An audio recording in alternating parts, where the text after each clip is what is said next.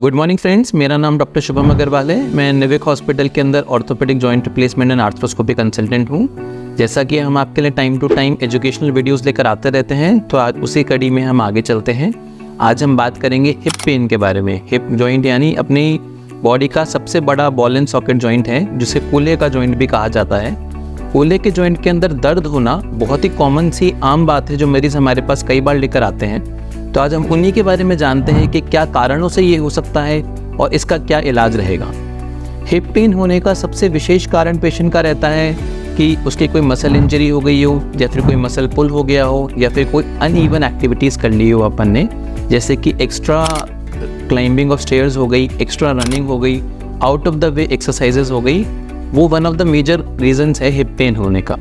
इसके अलावा भी बहुत सारे कारण रहते हैं हिप पेन होने के। जैसे पहला मैंने आपको बताया muscle injury, second joint diffusion यानी कि हिप जॉइंट के अंदर पानी भर जाना, तीसरा ऑस्टियोआर्थराइटिस यानी कि बॉल खराब हो जाना। इसे हम कहते हैं बॉल के ऊपर जो गोला होता है अपना, उसके ऊपर जो सॉकेट होता है, उन दोनों के बीच में एक परत होती है। वो परत खराब हो जाने से यदि वो बॉल खराब हो जाती है, उसका सरफेस खराब हो जाता है, तो उसको ऑस्टियोआर्थराइटिस बोलते हैं। इसमें चौथा कारण जो होता है वो होता है एवास्कुलर नेक्रोसिस। एवास्कुलर नेक्रोसिस का मतलब होता है बॉल का गल जाना, यानी कि जो अपनी बॉल है कूल्हे की, जो सारा वजन लेती है शरीर का, वो बॉल का जो आउटर सरफेस है वो गल जाता है और वो गल कर नीचे की तरफ दब जाता है। तो ऐसे 4-5 कारणों की वजह से मरीज के हिप पेन होता है।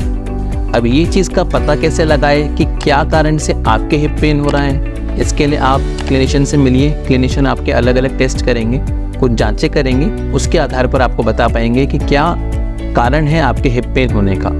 आज हम ब्रॉडली डिस्कस करते हैं एवास्कुलर नेक्रोसिस को, जो कि कोविड के बाद में बहुत ज़्यादा बढ़ गई है। जैसे हम जानते हैं कि पोस्ट कोविड बहुत सारे केसेस हमारे पास हिप पेन के एवास्कुलर नेक्रोसिस के आने लगे हैं। तो उसका कारण ये है कि बॉल का जो ब्लड सप्लाई होता है वो बहुत ही माइनर छोटी ब्लड वेसल से होता है, और कोविड के बाद हम रैपिडली ऑब्जर्व कर रहे हैं कि वो जो ब्लड सप्लाई है वो ब्लड सप्लाई हैम्पर होने लगा है, उसके अंदर एम्बोलस बनने लगा है, वो क्लॉट होने लगा है। इसकी वजह से जो बॉल है, बॉल की ब्लड सप्लाई खत्म हो जाती है और बॉल अपनी गोलाई को छोड़ देती है और बॉल दबना शुरू कर देती है।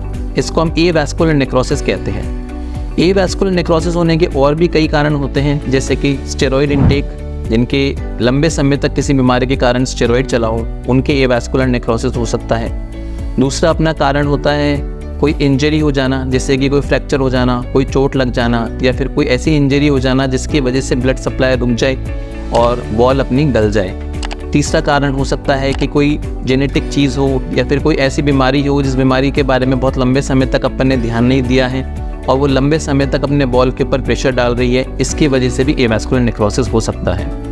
एवास्कुलर नेक्रोसिस होने के वजह से पेशेंट को सबसे पहले दिक्कत आती है पैर को मोड़ने में, इन्वर्जन में, एक्सवर्जन में, यानी कि पैर को अंदर घुमाने में, बाहर की तरफ घुमाने में। मरीज़ जब वेट लेकर चलता है तब उसको सबसे ज़्यादा दर्द होता है। मरीज़ के लिए सीढ़ियाँ चढ़ना, उतरना, इन सब एक्टिविटीज़ के अंदर दर्द बढ़ जाता है। शुरुआत में ये दर्द सिर्फ एक्टिविटीज़ के दौरान रहता है, परंतु जब समय निकलता है तब ये दर्द कॉन्स्टेंट हो जाता है और मरीज़ के regularly irrespective of any activities मरीज़ के दर्द रहता है।